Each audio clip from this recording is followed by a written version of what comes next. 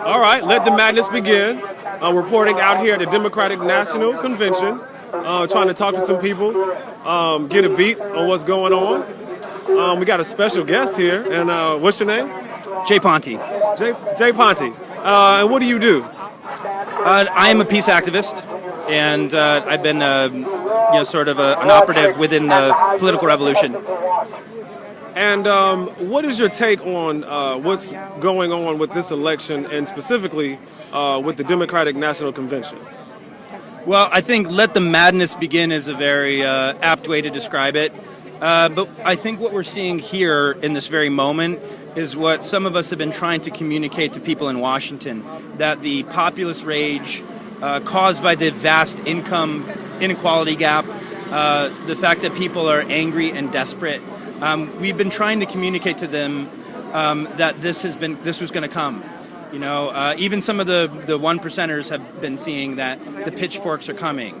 It's because legislation like Citizens United, we have been seeing that people just cannot make enough money to live off of. It's an independent documentary. Hey, buddy. Sorry. You want to start that over real quick? Or? No, you keep going, man. It's live stream. Okay, good. It's fine, man. All right, it's live. All right, good.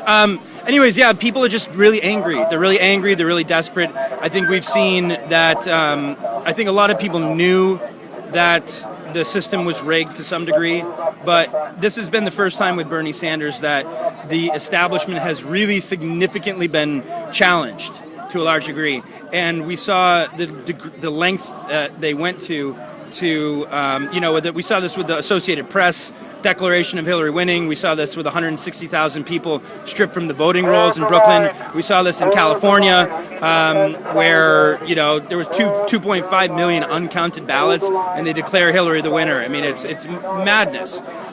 We've seen now, because of WikiLeaks, we know that the DNC had their thumb on the scales, which we knew from the beginning. Apparently, we don't look like tinfoil hat wearing crazy people anymore. And I think that it's going to continue in this way. I think we're seeing endemic racism with the school to prison pipeline. So you're having a convergence of movements happening right now, and you're seeing it with Black Lives Matter movement. You're seeing this with Democracy Spring. You're seeing this with Brand New Congress. And my wish is that the Democratic establishment understands where this goes, how this movie ends, and chooses to work with the progressive movement to adopt a progressive platform so that this energy is channeled in a positive way, and that we can actually represent the people, not the corporations that they work for. You know what? I was just about to ask you, where do we go from here? And you just explained it right there. You just explained it. How about you promote yourself and the organization you work for right here, right now, because this is a guy whose voice needs to be heard more. So do your best at promoting, who you are and, your organization. Well, I would say that when you said special person, I don't believe I'm a special person. I think what's special is the tens of thousands of people that are showing up here in Philly, the hundreds of thousands and millions that have gone to extraordinary lengths, sacrificed money for haircuts to give $27, been really inventive, created media on their own, and showed up to protest and march together, and that, I believe, is what's special. I've been really blessed to work with a group of the people that have worked with the campaign called Bernie's Avengers. So we helped on something called Bernie's Diner, which was turning an iconic LA diner where they shot The Big Lebowski and Reservoir Dogs into a center for political activism, where they've been Team Bernie LA. Team Bernie LA also really did a lot of work to create that space, and they were running canvassing and phone baking out of there every day, but it was a really incredible statement to see psychedelic Bernie murals on Wilshire and Fairfax in Los Angeles. And that was really special. But I was the lead organizer on the Hillary George Clooney protest, the Clooney Counterparty. Yeah. So that was a pretty extraordinary day. But other than that, I'm a peace activist. I produce the UN Peace Day broadcast and every year, and I help to engineer social activist coalitions and bring visionary leaders together, for peace and social justice. Well, as you can see, this is the reason why he was one of the speakers at the Burn Your Bus event. Now, we just want to give you our gratitude, and we appreciate you for taking the time out. Can I actually mention one thing about Burn Your Bus? So I believe this is really important. This country needs a pathway. The two-party system is broken. I believe that there is a strong pathway to an independent third party, a viable one. And I would encourage anyone who is a Burn Your Buster.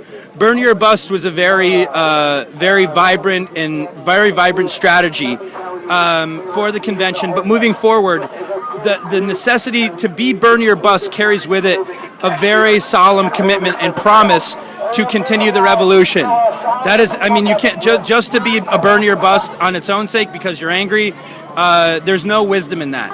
But to create a voting bloc, an organized voting bloc where people are together, you're organizing on the local level, the state level, the national level, to say that we will not vote for Hillary Clinton, we're not going to vote for Hillary Clinton unless she adopts a true progressive agenda and commits to it, which a lot of people are going to disagree with me on that. And primarily, I would say in swing states. If you don't live in a swing state, if you live in California, most likely my vote is going to them or Vermin Supreme. Vermin Supreme! Hey, Vermin! This guy, and Vermin Supreme might get my vote. All right. Oh, this dude right here? Hey, how you doing? Oh, man. Okay, very nice. This is Vermin Supreme, and I believe that his platform of Ponies for Everyone, that could be the thing that unites us all. Indeed. America needs ponies. America loves ponies, and I'm the only candidate who will give each and every American a free pony. Granted, it is a federal pony identification system. You must have your pony with you at all times, but it's a pony! Ponies for America. Everybody loves ponies. Yes. You see, Trump wants to spend all that money to build a wall. When everybody could have Why their own pony. don't we spend the money on ponies? Exactly, sir. You get it. I think you're a visionary. Yes. Once we switch over to a pony-based economy, everything is going to be super wonderful. Okay. I see an emerging economy with the oat economy, Absolutely. the oat production. Absolutely. I we're going see to a harness big all future that in that. methane gas for fuel consumption. We're going to lower our dependence on foreign oil. We're going to retrofit Detroit to be creating the most amazing pony-based and pony-friendly transit systems in the world. I'm going to lobby you now, though, on grass-fed ponies because the grain-fed ponies, Hey! the grain-fed ponies leads to climate change. So, I said, hey! Yeah. I said, hey! Okay, or just silently. Hey. Hey! Hey. I said, hey. Got it. Do you want to say anything else? Well, let's get, of course, I'm Vermin Supreme. This is a real presidential candidate. The friendly fascist, a tyrant you can trust, and you should let me run your life because I do know what is best for you. All politicians are vermin. I am the Vermin Supreme, and that is why I'm the most qualified candidate in this race at this time. I will lie to you because I have no reason not to. I'm a politician, and I have no reason not to. I will promise you anything your heart desires because you are my constituents. You are the informed voting public, and I have no intention of keeping any promise that I make. Vote early, vote often, and remember, a vote for Vermin Supreme is a vote completely thrown away. Friends, gingivitis has been eroding the gum line of this great nation of ours for long enough and must be stopped. For too long, this country has been suffering a great moral and oral decay, in spirit and in incisors. A country's future depends on its ability to bite back. We can no longer be a nation indentured. Our very salivation is at stake. So won't you join me now as we bite the bullet and brace ourselves as we cross over the bridgework into the 23rd century. May we become a sea of shiny, smiling, shiny, smiling, smiling, shiny, shiny, shiny, smiling, smiling, smiling, shiny, shiny, shiny, shiny faces from sea to shining sea. Thank you. This makes so much more sense to me than the neoliberals in the Democratic Party. Thank you, sir. I mean, does that not make a lot more sense? Oh, no, it does. I mean, it does. Then the bombs are dropping. Then the ties to the fossil fuel. They're pushing for fracking. They're pushing for the Trans-Pacific Partnership. I was actually in Orlando at the Democratic Platform Committee and saw Hillary Clinton's whip Carol Browner absolutely demolish, work at every turn to demolish the progressive agenda put forth by the Sanders surrogates. And actually, that makes a lot more sense to me, because when we support fracking, when we support natural gas, you're actually contributing to climate change, climate crisis, which is killing our planet. I mean, you see the forest fires, you see 129 degrees in the Middle East right now. It's insane. It's insane, you know? So yeah, let's just stop dropping bombs on people. I'm just saying it's a better move. Don't drop bombs, and I'm kind of with the Ponies for Everyone platform. Speaking of, I might be I maybe not be as. I mean, I love Jill, but I don't know. He might have won my vote. Speaking of dropping bombs, like what is the consequence of that type of activity from our government? Like, what's the consequence of that? Well, I think it's extremely complicated. It's a very it might be difficult to understand, but when you drop bombs on people, they hate you. Oh, man, that's mind blowing. So who would have ever thought? So you bomb people, they hate you. They want to bomb you, so you bomb them, and like, so like on that. and so on. So that, and I mean, I think they are very sensitive when we move in and take their natural resources. They may be just. I would ask yourself, if it were happening, if whatever you're seeing, if it were happening in the United States, would it be okay? If there was a drone that struck, would you be okay with that? And if China or Russia moved into the United States and started extracting our natural resources, would you be okay with that? And if you would not be okay with that, then it's probably not okay for the United States government to do. I don't want to get crazy, But why do you think there's a lot of Americans that don't see a problem with that, or don't want to see a problem with that, even though you put it so simply? I think it's very difficult. There's something called cognitive dissonance, cognitive distortion, and that means that when we need to buy into a belief system, a narrative, a story, and when you understand what's really happening, the only recourse when you do the math is that we have to organize and we have to unite and we have to sacrifice a little, change our lifestyle to really make the change. And most people have a difficult time because they're just trying to make ends meet. They're working their jobs, they're trying to pay off their student loans, they're trying to raise their kids. And to really do this, to really mobilize and take to the streets and call your congressman and stay in there to be committed, requires a lot of sacrifice. It requires a lot of effort.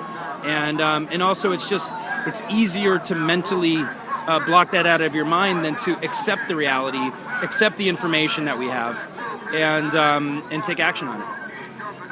All right, there you have it.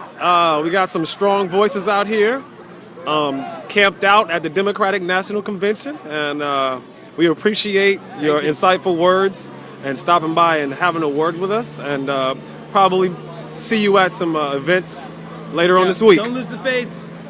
Don't succumb to defeatist, negative thinking.